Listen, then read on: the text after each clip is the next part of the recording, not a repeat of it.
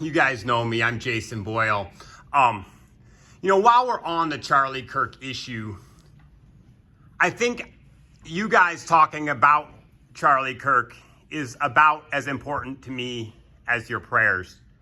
Although I wish the best for all of you, and I will pray for all of you, there is a deep-set corruption in this town that, if we only look a little bit, we get to expose.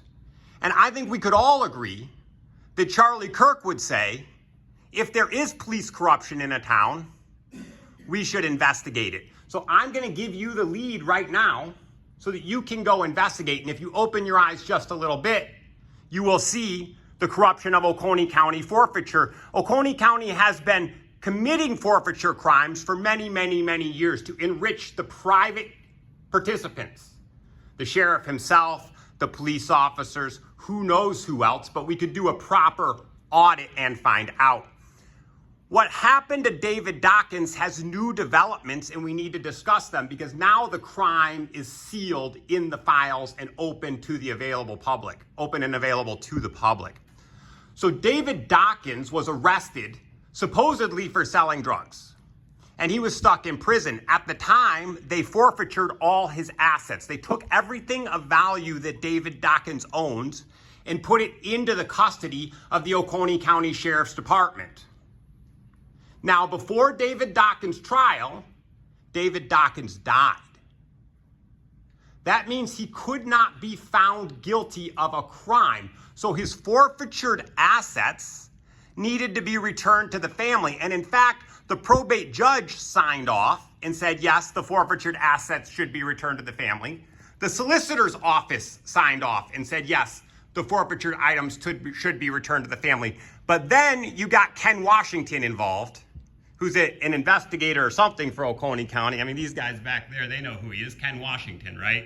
So he got involved and he communicated that she couldn't have the items. And there was this long stall back and forth fighting between the family and the Oconee County Sheriff's Department to get the items returned. Somewhere in the mix, Ken Washington's mistress, girlfriend, supposedly, at least that's the accusation, and Orr tried to cover for him. And so what Miss Orr did was she said there was an affidavit signed by David Dawkins that said the items that were forfeited did not belong to him. This was obviously a fabricated lie. And the reason we know it's a fabricated lie is because Ann Orr nor Ken Washington could produce the affidavit. Now it gets deeper. After some time, what did happen is about half the assets were returned to the Dawkins family. About half in number, but not in value. All the most expensive items are missing. And there seems to be no paper trail record. Even if the Oconee County Sheriff's Department is going to claim that they had the rights to take David Dawkins' items, they need to say what happened to them, where they were sold, how much they were sold for, and where the money went. But of course, they didn't do that because the missing items are actually guns. And of course, the guns were stolen by the Oconee County Sheriff's Department and sold off like loot. And so I have to ask you guys, how are we supposed to take anything that happens in Oconee County with any sincerity?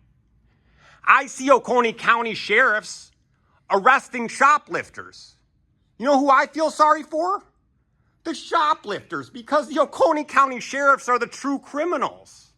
The criminals are, the high-level criminals are out arresting petty criminals. It's a distraction. This is an easy problem to solve.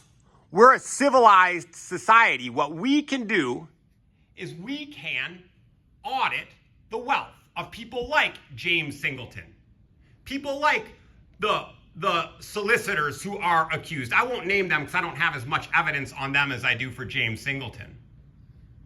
But the items are missing, the property's missing, it's been stolen, it's been distributed like loot by Oconee County, and there is only one way it happens. It's when the government structure itself sets up the breeding ground for corruption. So you guys are responsible. You are setting the breeding ground for this corruption. And I would like you to take initiative on your own right and solve it without people like me having to come forward over and over again. Thank you.